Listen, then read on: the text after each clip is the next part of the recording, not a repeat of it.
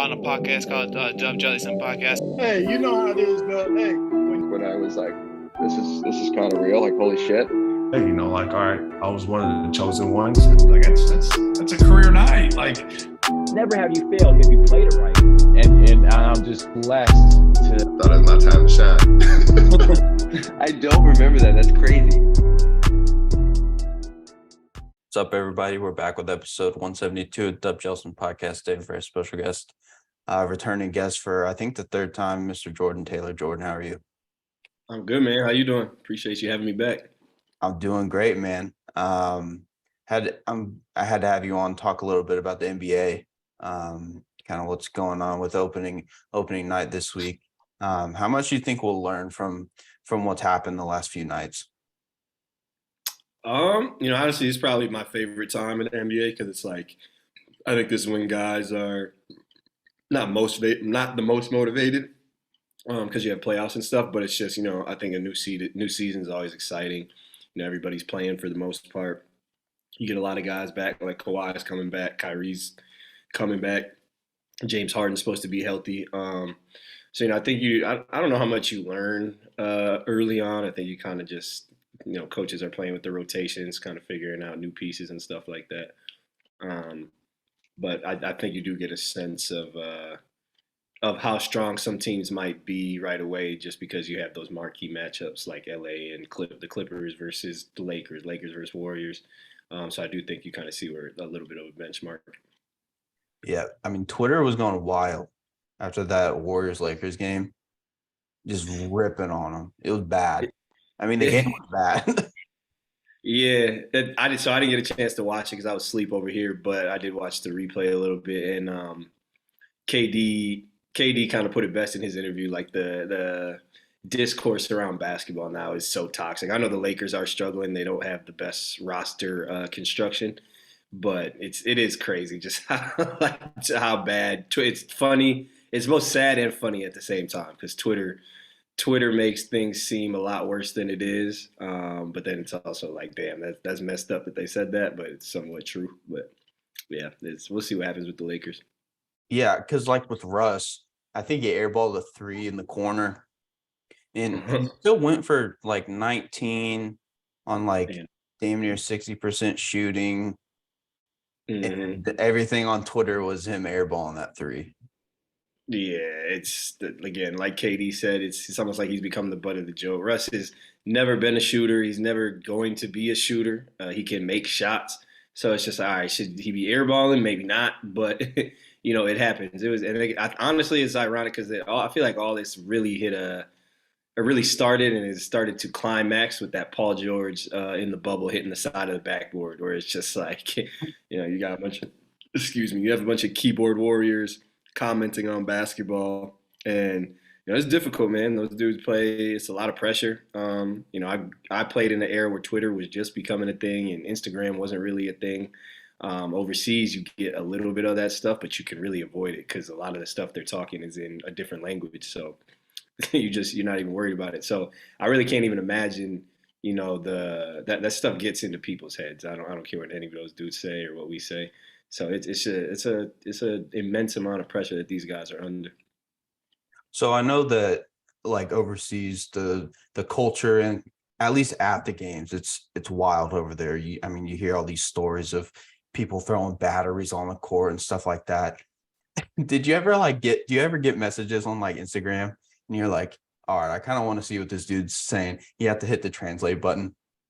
Yeah, of course. Or like comments in the section, you definitely hit the translate button. I got a shameless plug. One of my guys, I don't know if you follow the Swish Cultures page, but my guy Anthony Goods is the founder, my co-host on my podcast, on the Role Player podcast.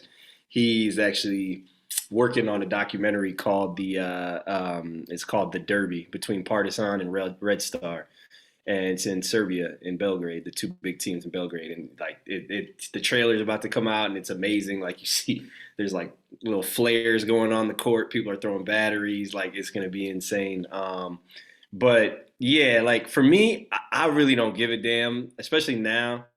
I know it's a little bit contradicting of what I just said, but Europe to me is a lot easier to ignore the outside noise, even in Europe when I played EuroLeague for that year, just because it's like I just can't take European fans seriously. Like it's gonna sound crazy to say, but like when someone doesn't speak your language and they're yelling at you in a different language, it's very easy to ignore. It's just like, all right, like even when you know what they're saying, but I'm just like, it just doesn't. It's weird. It just doesn't hold the same weight. And really say it back, and you cuss back, it's like whatever. Whereas people in the states, obviously, it hits a little deeper when you can really understand what they're saying. Yeah, and I mean, unfortunately, people overseas. I mean, not this. This isn't true of like all the overseas fans, obviously, or even all the NBA fans, sports fans in general, whatever. But I feel like some of them people over there let it fly. They let it Oh fly yeah, when they're coming at people. oh yeah. They're way worse. They're way worse than honestly. Like what they're saying and how they treat you is way worse than the NBA. Like Mm. can you imagine someone throwing stuff on the floor at the end? They'd be banned for life. Like in overseas, they're throwing stuff on the floor. They're cussing you out. There's 11-year-olds flicking you off, like little kids cussing you out. Like nah, they're like. Matter of fact, in my situation now, there's we had one of my teammates. You know, he wasn't playing well, and there's people. I guess I didn't even know this. He was telling me this. There's people on the fan site saying how he's a waste of a purchase, like blah blah blah blah. Like he's like can't play. I think he got like some booze at our first home game, and we have played 4 games. He's played 4 games on this team. Like so, it's like damn. They're a little. I don't know if it's more irrational here, but it's definitely more intense. Well, they kind of copied that little like soccer culture, I guess, because soccer games are probably worse. Yeah, yeah, yeah. Soccer. I mean, soccer is the NBA here, so Mm. those dudes get it all the time. I would imagine. Those dudes get paid a ridiculous amount of money. So yeah, I mean, I know we've all heard the stories in different countries where people are getting shot over, those random stories about people getting shot, killed, whatever, over soccer games. So yeah, European fans, specifically Eastern Europe, I say have a little bit more rowdiness to them than any other fans I've seen in the world. Yeah, those people are wild out there. Yeah, Um, yeah. getting back to the Lakers, I mean, do you think this is more of AD, LeBron, Russ not really gelling together, or the roster built around them? Because I've been like, I think what Rob Pelinka's done has been a travesty. Putting LeBron with like, bro, they got Matt. They have a dude named Matt Ryan, Yeah, like as their main 3-point shooter off the bench. yeah. Nobody knew who he was until the other night. Yeah, I mean it's bad. It's really bad. And obviously I'm not on the inside, but it's to me when LeBron comes out and makes a comment like we don't have a bunch of lasers, to me that's kind of a shot at Rob Pelinka off the bat, and it's trying to tell him like you've done a terrible job. LeBron isn't. I mean, LeBron's been. He's got to take some accountability, I think, in that situation too. Mhm. But yeah, it's just a poorly constructed team. There's not a lot of depth. There's not a lot of size really. They're offensively. Anthony Davis is playing the 5. He doesn't set screens. He just kind of he brushes by guys and pops or just kind of stands in place. He's not very active as a big man. So when you don't have anyone really setting screens and you don't get the ball and body movement that you need, and you play against a team who's probably better at ball and body movement than any team we've seen Mhm. in 20, 30 years, maybe arguably, then yeah, it's going to be a recipe for disaster. And as much as people talk about the NBA has no defense or this, that, and the third, I think it's really underestimated how hard it is to play defense, given the rules and just how good these guys are. Like you can't guard everything. Back in the day, the game is slowed down. It's a much slower pace, so it's easier to play 5-on-5 and load your Mhm. defense up. And there's not as much space, so anytime there's less space, it's easier to play defense. And now that's just not the case. So the Lakers are gonna they got a lot they got a lot that they're gonna have to fix, or I don't know how they're gonna fix it. Even trading for Buddy Hield and Miles Turner, I don't even know if that really solves their problems. Because I don't think it really, depending on what that deal looks like, how much deeper that makes them. But we'll see. We will see. I saw something that said they had the opportunity to trade Town Horton Tucker and their 2 firsts in 27, 29 for Buddy and Miles. And they said no. Yeah, well, I I mean, think that's a no-brainer. yeah, if that's true, I would think that is a huge mistake, especially if they could have kept Russ, because I'm sure they'll be able to move Russ at the trade deadline if they want to. If that's true, then yeah, that's tough. There's really no other way to put it. That's a tough L, I would say. I would agree with you. That's a no-brainer. But yeah, yeah, I don't. There's really nothing else to say to that. That's tough. Yeah. Yeah, and then I saw another report. I don't know how true this one is because it came out during the game. That they had the opportunity to trade for Bogdanovich, Mike Conley, and someone else from the Jazz. Yeah, I saw Rudy Gay. It was Rudy Gay, Mike Conley, and Bogdanovich for their 2 firsts. I don't know about that one. That one gives you depth. I don't know. I think it would have made their roster better for sure. But I do think, in fairness to Pelinka, I think that does kind of set you up for failure going down the road as well. So I think it's a tough balance, man. I think it's a balance between, getting a trade that's going to allow you to build on the future while also allowing you to compete now. And Mike Conley's 35, Rudy Gay's like 36, Bogdanovich is 30. So it's like those dudes probably aren't going to be too valuable to trade pieces in the next 1 to 2 years. So I think the best thing they can do, honestly, I love Russ. I don't think the pieces I thought it could fit. I think if LeBron was still 2012 to 2018 LeBron, I think this could work.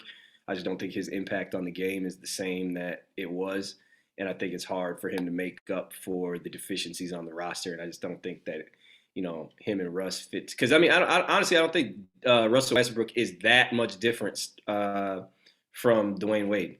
Like Dwayne Wade, LeBron, and Chris Bosh is not that much different than stylistically than these three. But I just don't think that I just don't think that the way the game is played is different, and 2, I don't think LeBron has the same impact. And AD obviously has been injured, so. Mm-hmm. Yeah, I mean, it's I'm a LeBron guy. I don't like him. I don't like seeing him like this.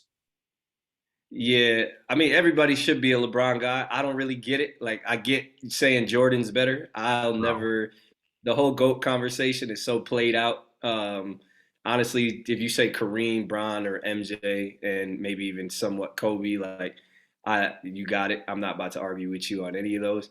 So to me, as a basketball player, that it's just like it's the most played out argument. It was fun for a while, but this has been an argument going on for 10 years now. And if you want to go even further back, it's like Bron was the one who's like, oh, is he the next Jordan, before he was even considered in the GOAT conversation. So it's like, this has really been a discourse for 20 years. It's old. Like, LeBron is arguably the GOAT. MJ is, if you want to call MJ the GOAT, cool. So just for me, it's just like I'm enjoying watching the end for LeBron, because that's really my whole basketball life has been LeBron James. He's part of the reason that I love playing basketball. So yeah, it's sad to see him go out in a losing fashion, but that happens to everybody. So it is what it is. Yeah, and LeBron got me into the game too. I was a Cavs fan, and then when we went to the Heat, I became a Heat fan for the first couple of years, and I was like, all right, I'm gonna pick a team, and I'm gonna stick with them. I picked the Knicks. I'm off them now. I can't do that anymore. I came back home for the Pacers. But anyway, last thing I'm gonna say about that whole GOAT conversation, and then we can get off of it. I think the people that grew up with Jordan realize that LeBron's probably the closest thing in terms of greatness that threatens Mike. So that's why they kind of resent him. Like Skip Bayless. I think he resents LeBron because he's the closest thing, not in terms of stylistic, how they play on the court, because obviously that's probably Kobe. But like in terms of greatness and their impact and what they've been able to do on the court in terms of accolades and wins and all that stuff, I think LeBron's probably the closest. Yeah, I would agree 100%. I would agree 100%. The NBA knows what they're doing. Like they purposely create this discourse like this is. And honestly, I get what you're saying. I really agree because honestly, I kind of feel the same way with what they're doing with Luca right now. Like they're trying to make comparisons to him to LeBron already. And it's to Mhm. me, it's just like just it's not that's not it. Like that's not it, especially like they're going to compare statistically, but honestly, Luca just doesn't have the same impact on the game to Mhm. me that LeBron had at the same age. Like Luca might be a little more polished as a scorer, whatever you want to call it, skill wise, but so yeah, I mean, and that could be me in the same role as or the same seat as Yeah. people, as the Jordan to LeBron thing, like you just said. So it is what it is. All these dudes are so good at basketball. I mean, I think again, the older I get in playing, and you realize that there's really like narratives run basketball and media, and basketball is an entertainment sport. That's the only way all these dudes can get all this money. But you really realize, I think, that there are 15 guys in the world that are just irreplaceable. And you can throw them into in the world, in my opinion. And we've had these conversations with basketball players, and it's like who is because in Europe you have guys like Mike James, and we Mhm. were talking about, and like Mike James is probably the best guard in Europe. He's not irreplaceable in Europe. Like you have guys like Shane Larkin or Malcolm Delaney or Vasily Micic, who can all do some of those things. But we really break it down. Guys that are irreplaceable are like Giannis, KD, LeBron, Luca, James Harden at one point, Embiid, Jokic, whatever. I'm sure Kawhi. And it's like to really think about that, like that's insane. Like to be one of 10 or 15 guys that is irreplaceable, like that is in that conversation, like you cannot replace what they do on a basketball court in terms of impact is the GOAT conversation just seems redundant. Mhm. It's like, what are we talking about at this point? Because realistically, LeBron could be one. If LeBron and MJ's teams got into a series one year, LeBron's team is probably going to win. One year, Mike's team is probably going to win, and that's probably how it's going to go. Like, it's probably going to depend on. But we do know one thing, that those two are always going to be there. Mhm. And it was the same with like Magic and Larry Bird back in the day. Like those dudes went toe to toe, went back and forth. The Celtics would win, the Magic would win. The teams were evenly matched, but those two dudes were probably the most irreplaceable on the court. Maybe Kareem or whatever, but yeah, it's just it's a crazy class to be in, and for me as a basketball player and just someone who enjoys the game rather more so than the senseless discourse that goes on now, I just kind of look at it that way. Now, do you think that you need one of those top 10, 15 guys in order to win a championship? Like, if you don't have one of those guys, you're not going to be even close.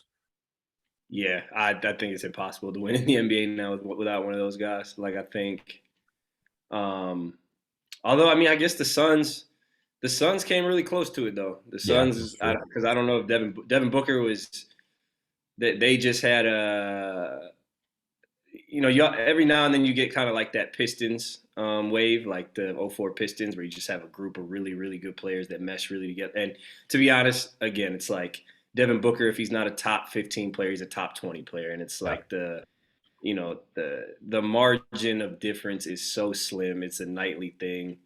Um, where so honestly, I'm gonna go back. I'm gonna say no. You can't win without one of those guys because Devin Booker is one of those guys, and especially when you put him with DeAndre Ayton and Chris Paul, he's definitely one of those guys.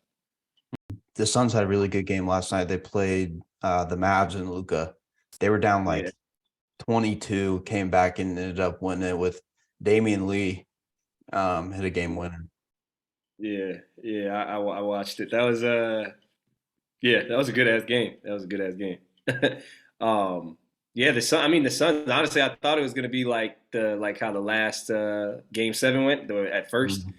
and then I think that was a huge win for the Suns. I think that kind of told that you asked at the beginning what we can learn from these first few games, and honestly, I think the Suns, if you had to pick, probably the biggest winners because they looked with all the stuff they have going on in the offseason with Aiton and Monty Williams or whatever, and then they come out and get smacked like that in the first half, and it's looking like, oh, these dudes are really about to combust.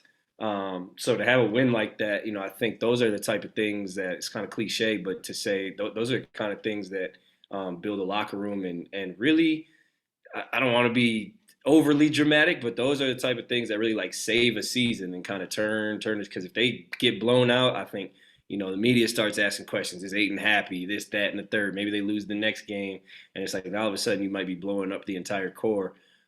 So and it's kind of interesting to have a dude like Damian Lee, who the probably the least likely candidate to make the game winner, do it, and to potentially have an impact on their future and their season. Yeah. I mean, do you think that I think that there's been more drama and rumors and all that BS around the league than in years past you got the Suns with that Ayton situation. Obviously, Draymond laying out Poole, the Nets with KD and Kyrie, Lakers with Russ, and then the Celtics with that whole Ime Udoka situation. Among other things too. Yeah. So what was the question? My bad.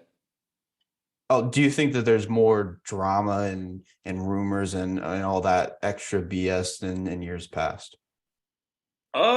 Yeah, I think that, man, the NBA is a soap opera, man. Like that's just what it is, and that's how they make money. I think it's really cool to see.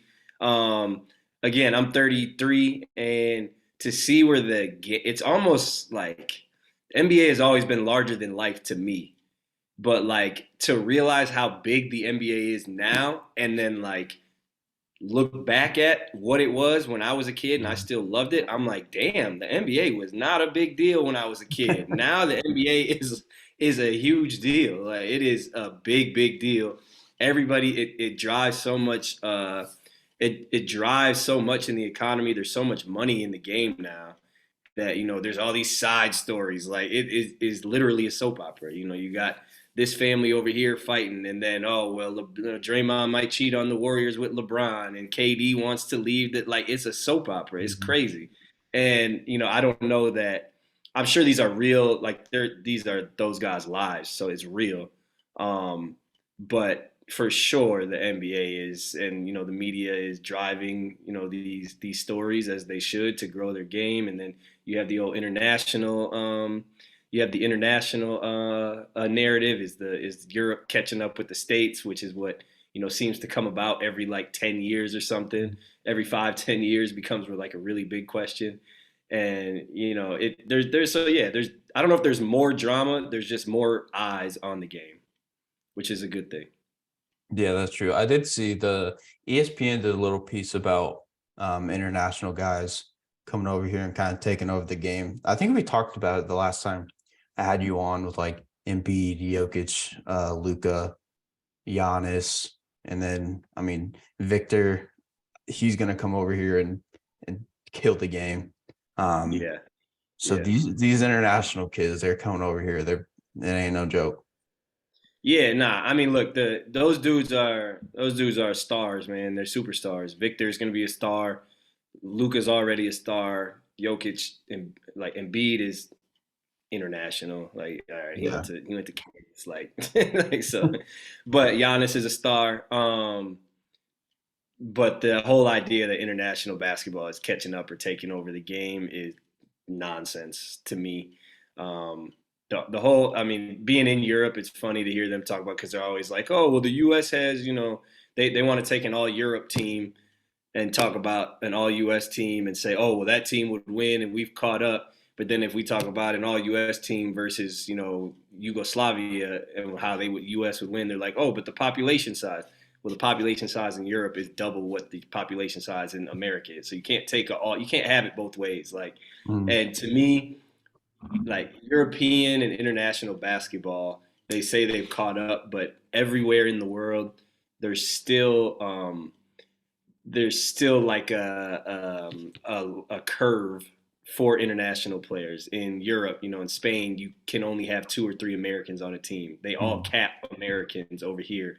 And there's a clear agenda towards international players from a business standpoint in the NBA. So obviously there's not a quota, but there's kind of an unsaid quota in the NBA. Like you can't sit here and tell me that, a guy like Bogdan Bogdanovic in Atlanta, who is a great player, But you can't tell me you can't find an American who's just as talented or just as good as him. You're just not going to convince me of that. So to go get him from Europe is a clear nod. Like, all right, we want to expand our game. The NBA is very blunt about wanting to expand their game, which is a great thing. I think it's a beautiful thing to expand the game to all corners of the world. But you can't. To me, it's disingenuous to slant the scales to Europeans or international players, and then say, "Oh, well, they're catching up." Like, no, you're allowing them to catch up. You're giving them all the avenues to try and catch up, which again is fine. But let's be genuine about it. Let's not just it's somewhat of a flawed narrative to me. Mm. If it was really catching up, you would really like everywhere in the world. You would take off in Europe. You would take off the quotas. If you take off the quotas in Europe and you bring Americans over here to run front offices, all these teams would be American. But you can't do that because these fans want to see their own on their teams. They want to see Serbians on Serbian teams. They want to see Spanish on Spanish teams. Whereas American, the NBA has this idea of, a meritocracy, which it isn't necessarily. And, they're being told that, these international guys are better than some of the American guys when it's really just business decisions. Yeah, I think it might only be true for around the top. You could make an argument because I posted a thing a while back now. It was Team World versus Team USA. And I think it was Luka, Jamal Murray, Giannis, Embiid, and Jokic. I mean, that's a damn good team right there. I forget who I put on the USA team. It was just like one of those Instagram things or whatever. But they were people were kind of split on them. But you get past that, I mean, Team USA could run out a starting five, damn near just as good as their actual starting five, and compete the same. Yeah. They're just 1,000 times deeper. Yeah, 100%. Which is kind of what you're talking about. 100%. It's like even you take the Jordan Taylor of Europe, and the Jordan Taylor of Europe is somewhere working like I don't know. He's not playing basketball. Like it's just like whatever you want to say. Let's say coming out, let's say I'm the 1100 best basketball player in America. The 1100th best basketball player in Europe is, again, not playing basketball. So it's not close. But again, that's not a knock on those dudes that are playing. They're extremely talented, very good basketball players. But overall, no, it's not close. And I think Jared Solinger posted a thing a couple weeks ago now. He was like, there's pros all over the world. There's only 450 spots in the league. Yeah.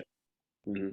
So, I mean, what we're talking about here, it's not like discrediting all the guys that are playing overseas or even playing in the G League, which, I mean, that's not your intention. I know you. I mean, those guys are damn good as well. But, I mean, the league is just a different animal at the top. Yeah. I mean, at the end of the day, it's musical chairs, man. It's when the music stops, whenever at the end of every summer or after the draft, like some people get to sit down and some people don't. Some people are outside the circle, and that's just the reality of it. And I think you learn that very early. It's kind of as an athlete, it's a tough thing to reconcile with when you're on the outside because it's like, especially when you do certain things and you have certain accomplishments that kind of meet the criteria of what it's supposed to be on the inside of the circle. And you're on the outside for whatever reason, and it's a little bit puzzling, but you realize the older you get, the more experience that there are a lot of guys that can hoop. There's just a lot of guys that can hoop, and at the end of the day, it's no different than any other business where the decision makers are they're gonna whether it's relationships or just a preference on play style or whatever it is, they're gonna pick who they're gonna pick. Mm-hmm. Kind of going back to the NBA and the scope of that. I mean, do you think that this will be another year of kind of more parity as opposed to back 5-6 years ago when it was going to be the Cavs and Warriors each year in the final? Like it was going to be some combination of that. I feel like now there's 8 teams that like have realistic title plans, I guess, for lack of a better word. Yeah, no, I think I would agree. I think the way the game is played now, again, it's so fast and you have to have a star, but then you have to have guys who can make shots. And that's why I think you see, to me, and I don't know if there's any stats on this, but it seems like there's more blowouts and comebacks and blowouts and like than ever before in the NBA, where a team's up by 18, and next thing you know they're down by 4, and that's just because the way the game is played, like there's really it's whoever is making shots. Whereas in the past, it's like, all right, you have someone like Shaq or a big who's really gonna kind of control offensively, and a point guard who's gonna make sure they get their guys the ball.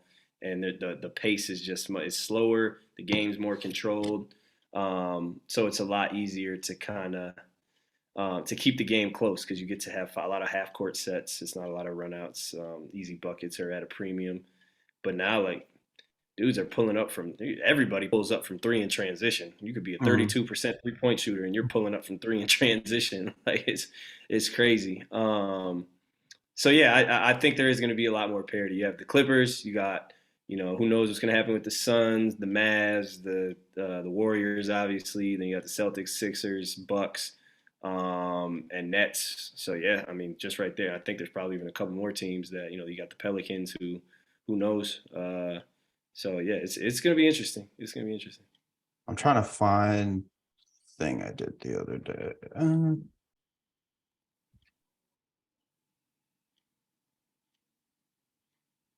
What this thing would look. I did like a predictions post the other day, and honestly, like if you told me any of these teams that I put on there were going to be in the NBA Finals, I'd be like, yeah, that probably checks out. Like it's the Bucks, Nets, Celtics, Sixers, Heat, Hawks, even. Like you could see the Hawks making it there. The Cavs, I don't know yet. And then Warriors, Clippers, Nuggets, Suns, Lakers. I mean, Timberwolves are kind of a sleeper. And then Grizzlies and Cavs. Like probably 13 out of those 16. You can make an argument like they could make it. Like if someone told me, all right, the Timberwolves are going to the finals this year, I'd be like, I mean, that's not that far off. Nah. It's like for me, I wouldn't like it. Yeah, I wouldn't put my money on it if I had to, but I wouldn't be like it's not going to happen. I'd say yeah. I mean, if they play well, and, get hot at the right time, play well in the playoffs, figure out matchups, and stuff like that. That's the other thing too. I think actually is the cooler part about the NBA is like it is very much. It always has been, but even more so, it feels like it's about matchups now. Where it's just like if Rudy Gobert has to play a team with 5, we can put 5 out. It's going to be tough for him to play, which neutralizes a lot of what the Wolves are going to try and do. If they play a team with Jokic, then obviously that's probably more favorable to the Timberwolves. Not saying the Nuggets can't win, but it's just cool to see how everything falls into play, which is honestly it's cool because to me it kind of kills the championship discourse because it's so much about like I don't want to say luck, but just it has a lot to do with timing, where you end up, and the matchups you get. No doubt. Do you have any teams that maybe are sleepers like the Wolves or the Hawks that you think is gonna get to take that run? If I had to choose a team as a sleeper, I don't. I think at the end of the day, it's going to be the Clippers and the Warriors and the Mavs and the Suns. And then I think the East is a little bit more clear cut. I think you're gonna have the Sixers and the Bucks for sure right there, and then you're gonna have the Nets and the Heat right there. If I had to choose a sleeper team. Man,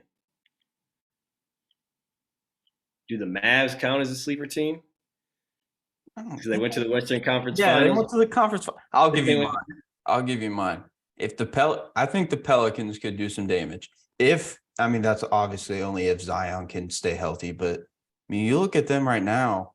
Zion's playing well. I mean, that he's going to. Brandon Ingram has really come into his own. He's become a guy in the league. CJ McCollum is a great third option for them. I mean, they have a good young bench. I'm not saying they're going to go to the finals, but that's my suggestion. Yeah. No, I like that. I like the Pelicans. I like that. I've always, like you said, I've always liked the Hawks too on the other side, as a sleeper. But shoot, they went to the Eastern Conference Finals a couple years ago, so it's Mm. like, man, that's tough. Hard, yeah. I think the Pelicans are probably the best choice, to be honest with you. Yeah. I think that's probably the best choice. I'd have to sit here and look at the standings and see who might make a run. I think the Lakers are definitely not the way they look. I think there is going to be tough on them again. As Yeah. it stands right now. I think they'll make the play. I don't think they'll blow up like last year, honestly. We'll see. Hopefully not, but the league's better when LeBron's in the finals and going deep in the playoffs. Facts. That is a fact.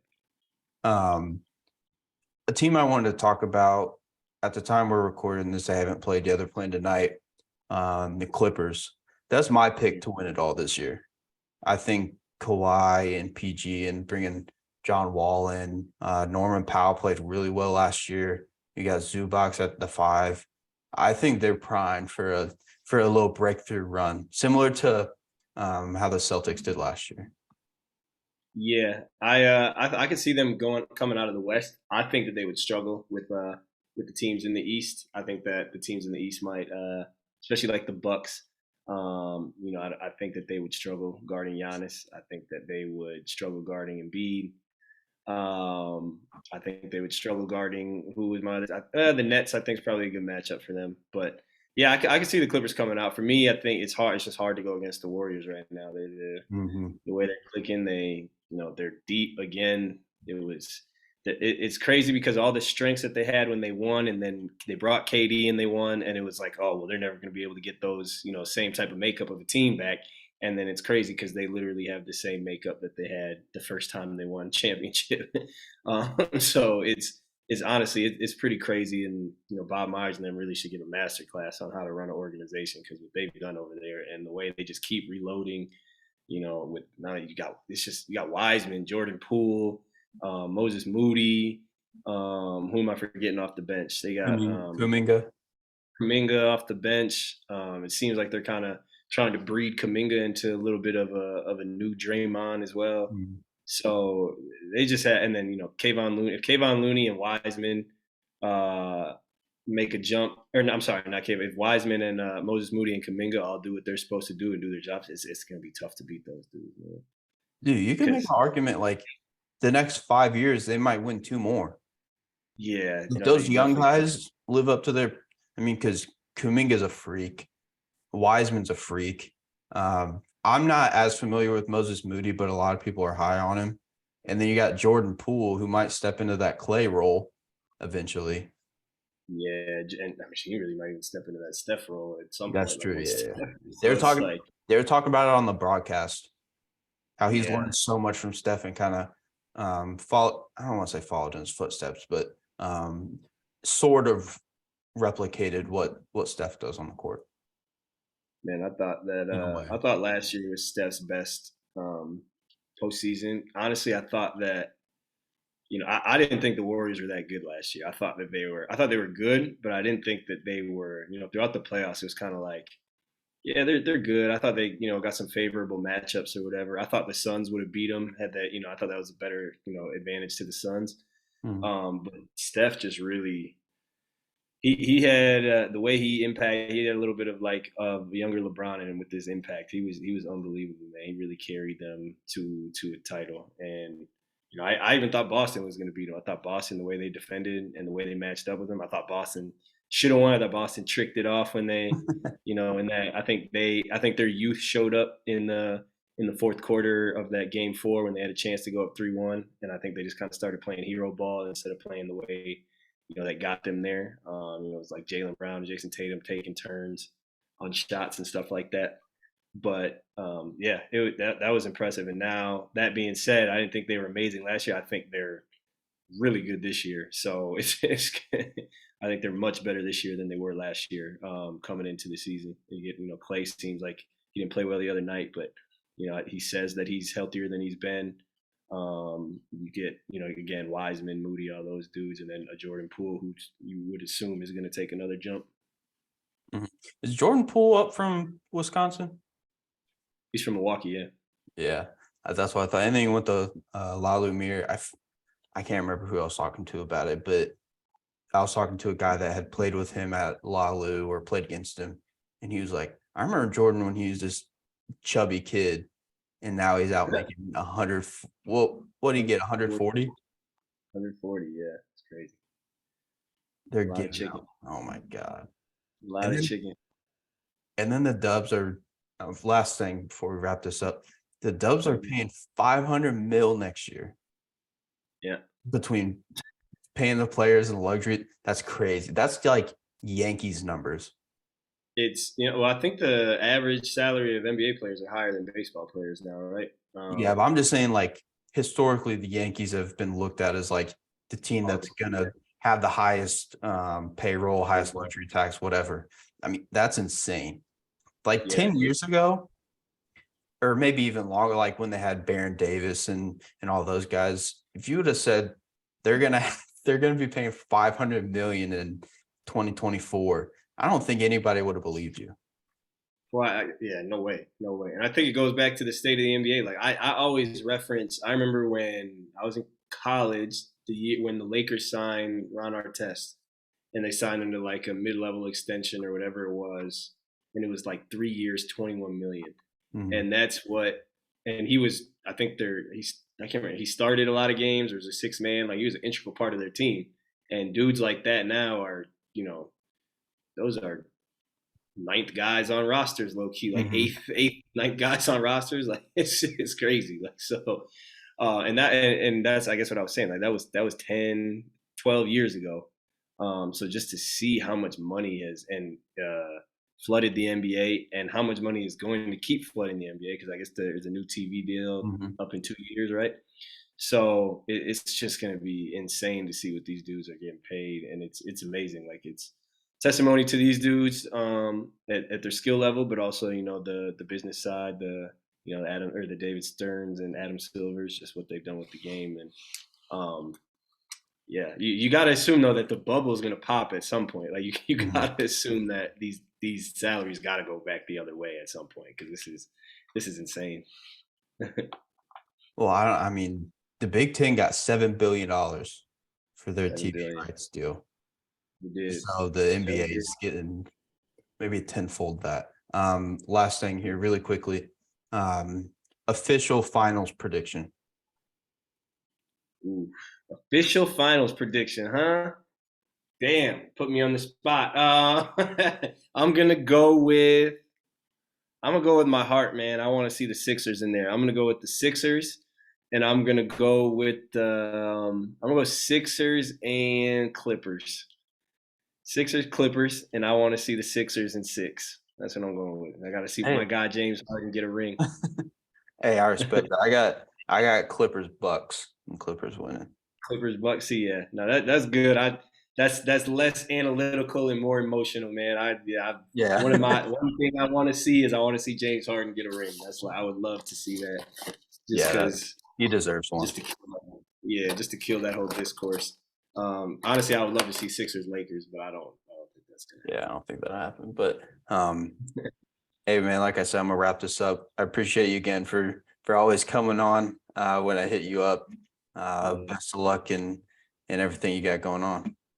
Appreciate you, man. You as well.